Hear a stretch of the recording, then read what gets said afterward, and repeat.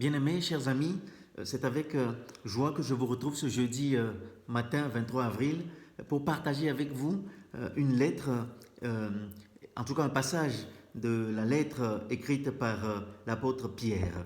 La première lettre de Pierre au chapitre 1, les 12 premiers versets. Voici ce que écrit l'apôtre.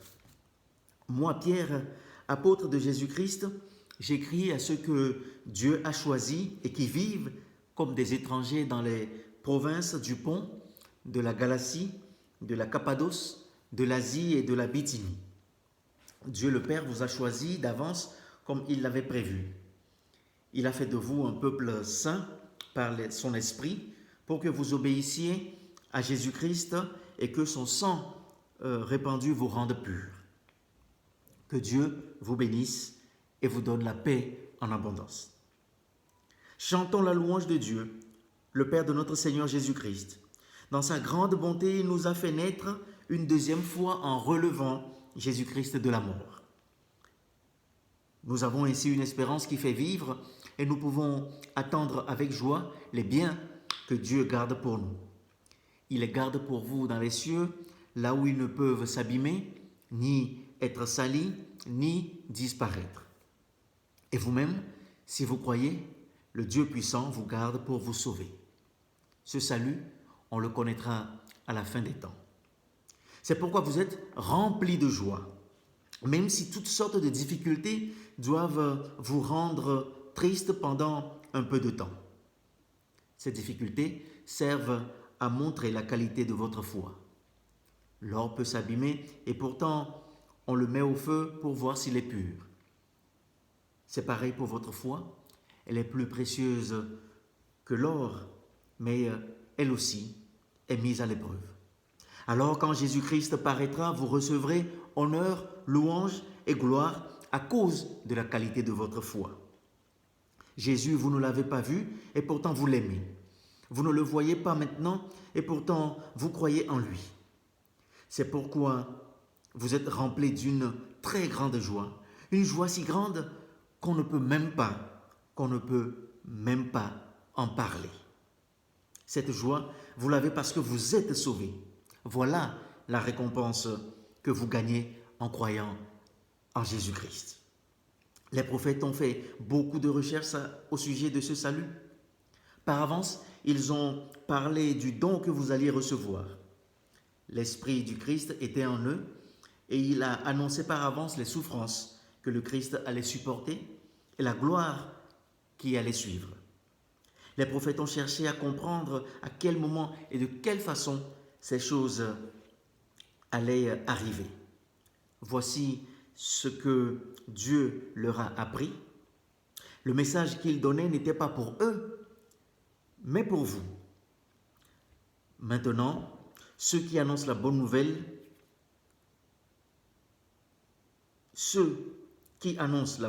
vous ont communiqué ce message avec la puissance de l'Esprit Saint envoyé du ciel. Et ce message, les anges eux-mêmes désirent beaucoup le connaître. Ce message, les anges eux-mêmes désirent beaucoup le connaître. Quelle joie de lire ce passage. Quel bonheur de lire la fin de ce passage. Même les anges désirent connaître le message qui nous est adressé à nous vivants aujourd'hui. Voilà l'apôtre Pierre qui envoie une lettre à ses amis, à ses frères dispersés aux quatre coins et pour les rassurer, pour les encourager. Et il leur dit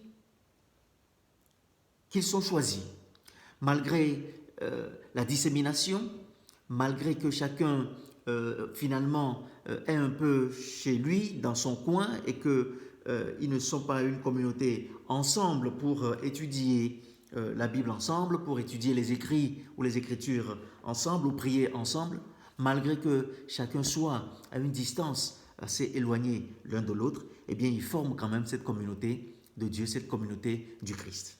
Et au-delà de former cette communauté, eh bien ce qu'ils vivent les appelle à une espérance qui fait vivre, une espérance qui donne la vie parce que Dieu nous a redonné la vie ou nous a donné la vie une deuxième fois Dieu nous a fait naître une deuxième fois par la résurrection du Christ.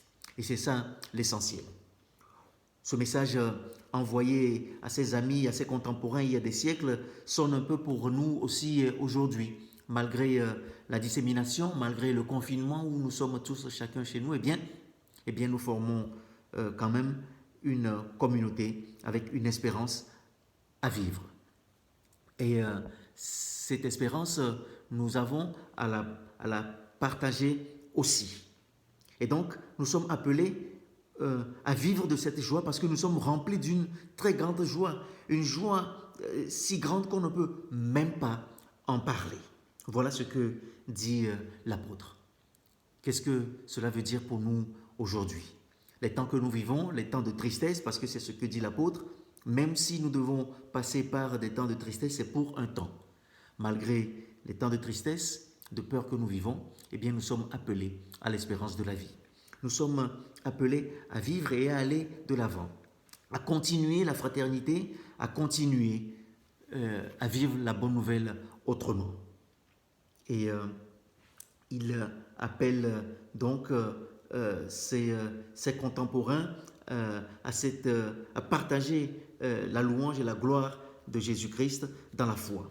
Nous sommes appelés, nous aussi, à vivre cette foi individuellement isolés, confinés chez nous, mais comme un seul peuple choisi par Dieu et unis par une espérance donnée en Jésus-Christ et en la résurrection du Christ. Cette espérance doit nous fortifier, cette espérance doit nous rendre, oui, forts pour pouvoir survivre et passer ces événements.